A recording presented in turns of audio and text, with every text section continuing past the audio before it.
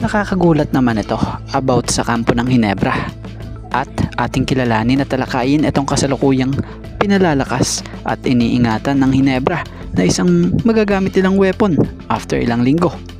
So ibig sabihin, weeks possible na magamit na nila ito. So sino ito? Jordan Clarkson. Magbabalik Gilas na nga ba? Ngayot balitay alanganin na yung sitwasyon nitong si Justin Brownlee or etong si Ange Kouame. At kilalanin natin itong former NBA big man na isa sa nag-push din daw di umano kay Kevin Kiambao para sumali or sumabak sa NBA Summer League. So ano nga bang connect ng former NBA na ito kay KQ? So yan ang ating mga tatalakayin. Alan Williams. Sino nga ba si Alan Williams at ano ang connect niya kay Kevin Kiambao at maging sa decision sa paglalaro nito sa NBA Summer League? So sa mga hindi nakakaalam si Alan Williams ay former NBA player. Naglaro ito para sa team ng Phoenix Suns mula 2016 hanggang 2018. Bukod dito, naging part din ito ng team ng Brooklyn Nets mula 2018 hanggang 2019. At this year, itong si Alan Williams ay naglalaro at nakapaglaro din sa team ng Sono Sky Gunners sa KBL na kung saan naging teammate nga ng kababayan nating si Kevin Kiambao. So balita nga itong si Alan Williams ang isa rin sa nag-udyok kay KQ na sumabak sa NBA Summer League. Batay sa nakaraang interview kay KQ, palagi raw umano siyang pinapayuhan nito dahil naniniwala nga raw itong si Alan Williams na mataas talaga ang potential ni KQ sa ibang mas matataas na liga. Na kung sa ayon nga po sa pinakamismong naging pahayag ni si Alan Williams, lagi niya akong pinapayuhan every time off the court na ayun nga, may potential daw ako sa mas bigger leagues. So mga ganun. Kung ano pa yung kailangan kong detail, and one thing na lagi niyang pinapayo sa akin is panoorin ko lang si Devin Booker. Dahil close friend niya si Devin Booker, super close friend niya. And then may time na nag-dinner kami sa Korea na kung gusto ko daw makausap si Devin Booker, tinawagan niya through FaceTime. So super cool. So ganun nga kapait etong si Alan Williams dito kay KQ na kung saan binigyan nila ito ng inspirasyon bago pa man magtungo at maglaro sa NBA Summer League. At dito tayo sa patungkol ngayon sa estado ni Justin Brownlee about sa papalapit na FIBA Asia Cup. Mainit na pinag-uusapan ngayon ang possible baka magpalit na ng Gilas Naturalize ang Gilas Pilipinas National Team dahil sa estado na kinakaharap ni Justin Brownlee. Dahil sa magpahanggang ngayon nakabinbin pa rin raw di umano yung apela ng kampo ni Justin Brownlee sa FIBA batay sa ikalawang beses nitong pagpopositibo sa banned substance. At batay pa sa nabasa natin ayon di umano raw sa source na wala pang ang World Cage Body sa naging apela habang pautdo na ng pautdo ang panahon para sa FIBA Asia Cup. At dahil nasa alanganing estado na si Justin Brownlee, may nabasa nga tayong update gaya na lamang sa ilang impormasyon mula sa Spin batay sa pagkakaintindi natin na credit po kung sa Tagalog. Mapipilitan di umano raw si Coach Tim na pumili kay Ange Kouame or makipag-ugnayan muli raw ang Gilas kay NBA player Jordan Clarkson ng Utah Jazz para palitan si Brownlee.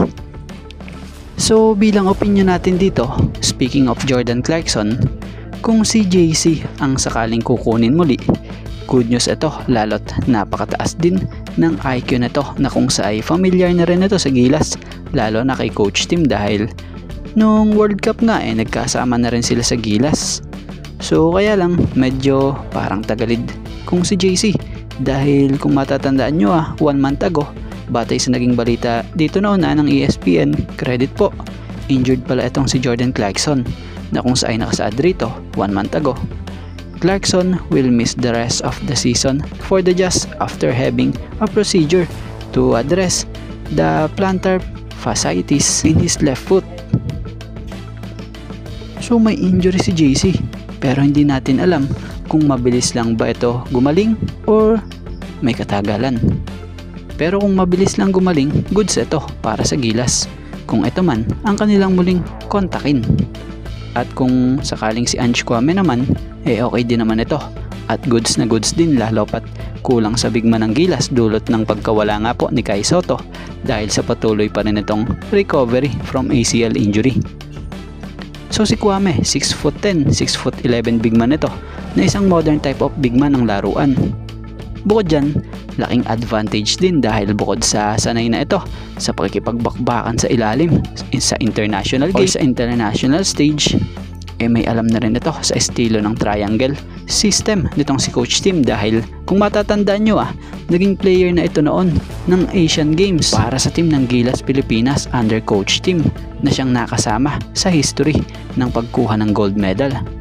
So syempre, bagamat wala pa mang final decision kung papalitan na si JB talaga bilang Gilas Naturalized sa FIBA Asia Cup, kung kayo ang tatanungin na sino ang gusto nyo at para sa inyo'y gusto nyong maging Gilas Naturalized player na gamitin sa FIBA Asia Cup? Justin Brownlee, Jordan Clarkson, or Ange Kwame? At dito tayo sa patungkol sa pinapagaling na player ng Barangay Ginebra. So according to Coach Tim, batay sa nakaalap nating update, the team is exercising caution with Gray na siyang recently nakabalik mula sa ACL injury na tulang taon.